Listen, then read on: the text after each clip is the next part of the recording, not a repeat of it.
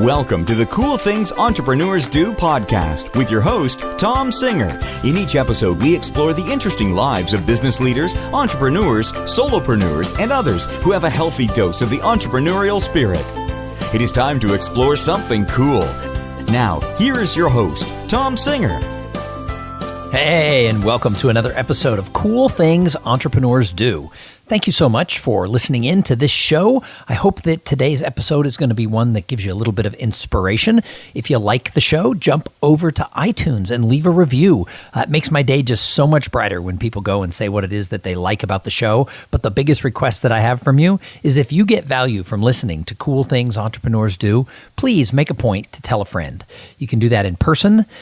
You can do that by email. You can go onto social media and brag about what it is that you find useful from this show. But when I talk to people who are listeners, almost all of them tell me they heard about the show through word of mouth, through somebody else. And so along those lines, I am going to make a huge push this year to make sure that the people who listen to the show tell others to tune into the show, because we are on a growth track. The little family of Cool Things Entrepreneurs Do is growing.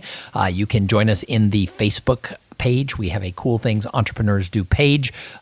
People don't leave too much to be said in there, so please jump on and leave some comments.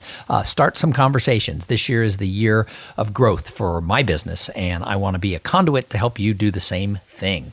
So before we get started, I have to thank one of the sponsors of this show. So I know that a lot of you who have your own businesses, you have physical products that you offer to your clients and to your fans and things that you have to mail out. But dealing with that physical stuff, boy, that can be a pain, and you have to go to the post office. Well, my friends at Amplifier, they blend order fulfillment, screen printing, and on-demand production into a single self-service platform that you totally control. And I work with them because I have these great Try New Things t-shirts that my daughter and I have put together to sell. And you can go buy one of those at trynewthings.shop. We'd love it if you jump over and wear that proudly as you go out, attempting new things in your life and your business, trying to grow this year. Anyway, the people at Amplifier, they will integrate with your e-commerce shop, and they'll help you drive any giveaway campaigns that you have. Now, they are great for big companies, but also for small entrepreneurs. Hey, on demand means that you don't have any inventory risk. They print it as people order it. But as you grow, you can stock up on inventory, and Amplifier will handle that for you too, because they have a great warehouse. They can pick, pack, and ship. Go to amplifier.com/coolthings and sign up today and let them know you heard about it here. So today, I want to talk about how you grow your business, because that's what I'm trying to do this year.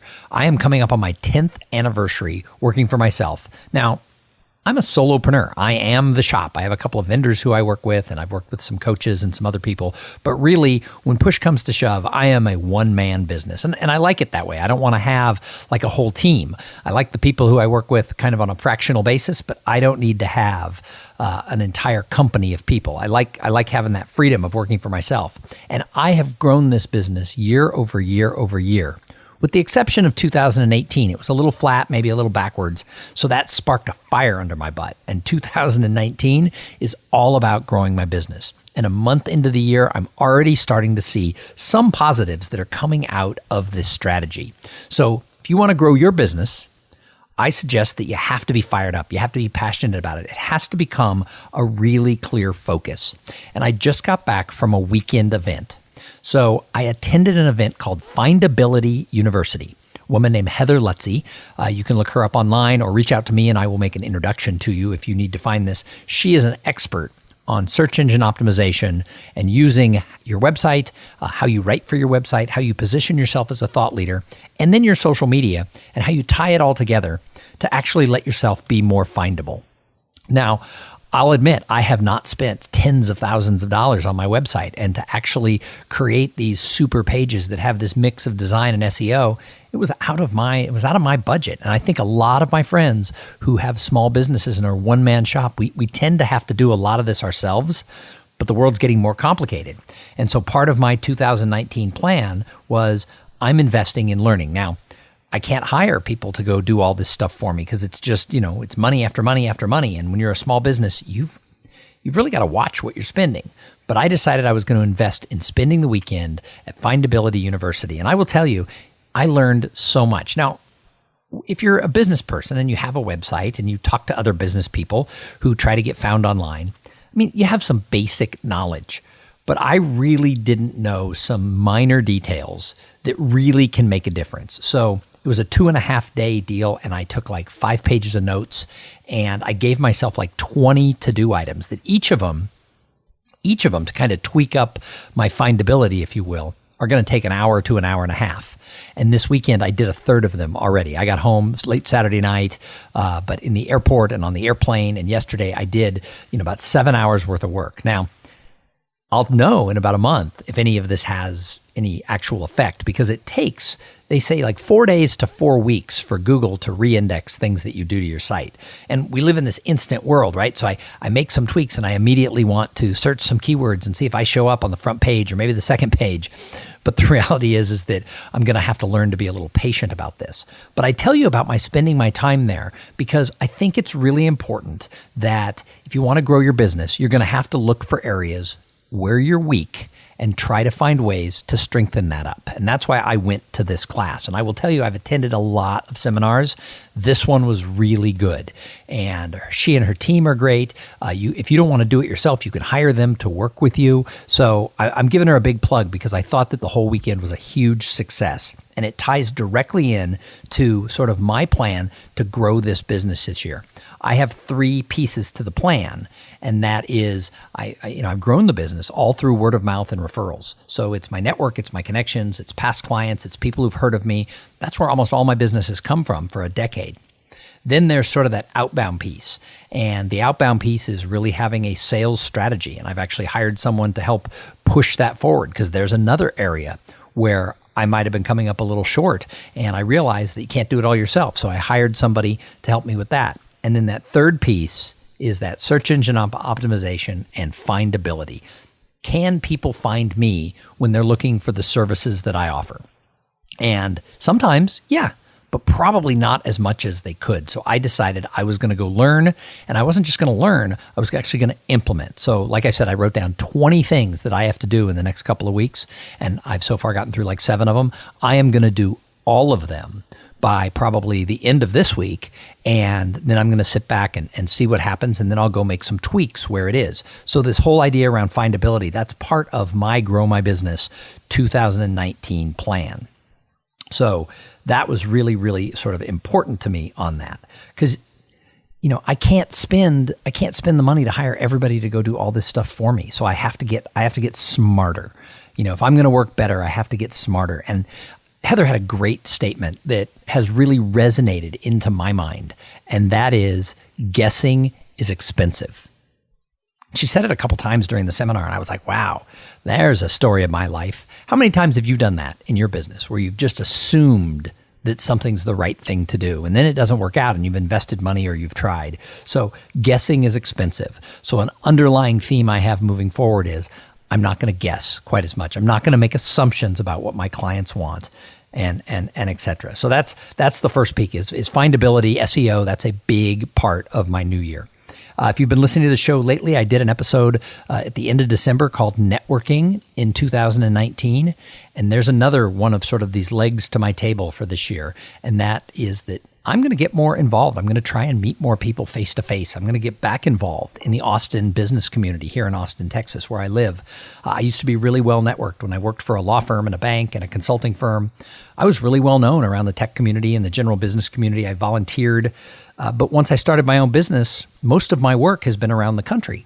Now, I do some work in Austin, but I don't do nearly as much as I should. And a lot of that has to do with I've put my focus out to some larger events and things that were out of town. It's time, now that I have this new program that works really well inside companies, that I go back to the banks and the law firms and the accounting firms where I know people. And I point out that my Paradox of Potential program is really ideal to help their team do more. I know it's working because I'm living it. And so what I need to do is raise my visibility sort of in my local market. And so networking is becoming a really big part of what I'm doing. Last week's show, I talked about how to find a mentor. And that show, interestingly, has gotten a lot of response. People are very interested in it. A lot of people who are older, kind of more senior people, have reached out because I said something in that episode that really resonated with people. And I said, I'm looking for a mentor. Now, I'm over 50 years old, and people are like, I don't think you get a mentor when you're over 50. And I actually disagree. I think you can have a mentor at any stage of your life. January is National Mentoring Month, and I was asked to be on a couple of other podcasts to talk about that because I'm really a strong believer that I wouldn't be where I am today if it wasn't for the mentors in my life. But the flip side of that is I'm also serving as a mentor to several people, and we're seeing progress in their world. And so I've become, I don't want to call myself an expert, but I definitely have become knowledgeable on what it takes to have a positive relationship, mentee to mentor. However, I want to be a mentee again. I want to find somebody who's like, yes, I want to help you. I want to create a friendship with you. So maybe it's someone out there who's listening. Maybe someone has a friend who's got a Bigger Deal podcast, or who is a speaker and trainer who would love to sort of help somebody knock down some of the walls. Because here's what happens with a mentor is a mentor can help you. A mentor can help you avoid the roadblocks that you're just going to run into in your life. And so I want that. I want somebody who can say, okay, I've tried this, I've done this, here's a way around. And I could go and hire a coach, and I've done that before.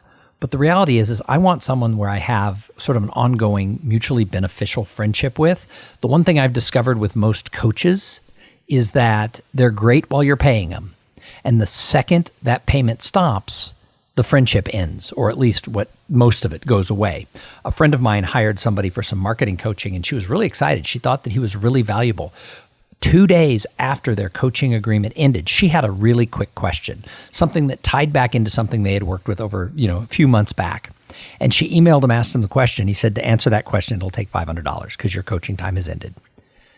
That made me barf inside my mouth a little bit. So I think that coaches are great, and I've coached people. People call me and want my advice, and I don't have a relationship with them. So we've set up a business action, but that's transactional.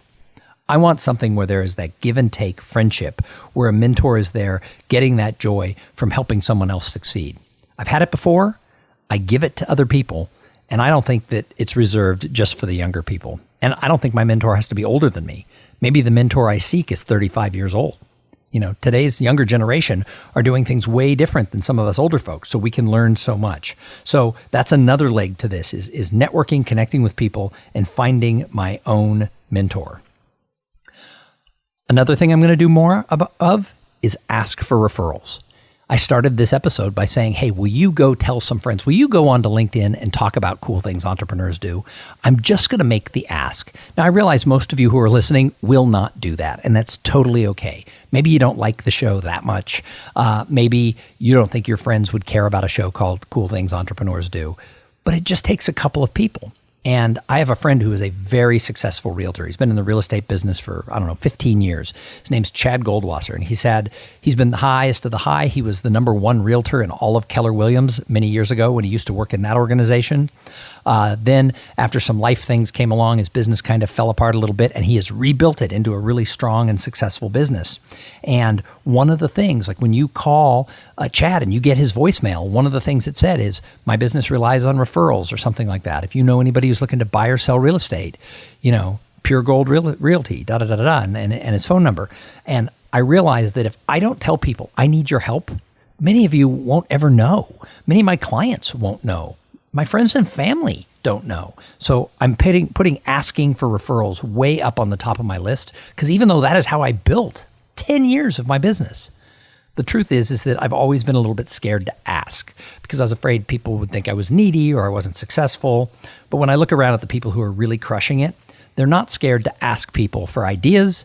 They're not scared to ask people for referrals, and they're not scared to ask people for help. Now, on the flip side of that, I'm always willing to help other people too.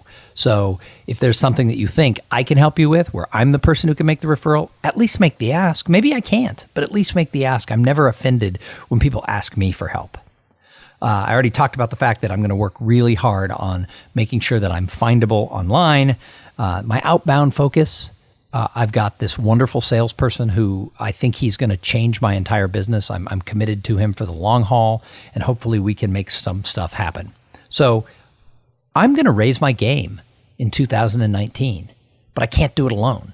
I need other people to help me do it. That's why I attended Heather's event. That's why I've hired the salesperson. That's why I'm looking for a mentor. And that's why I'm asking everybody I know for referrals and ideas on how to grow my business. So if you want to raise your game, if you're looking at how do I grow my business, realize that all opportunities in life come from people.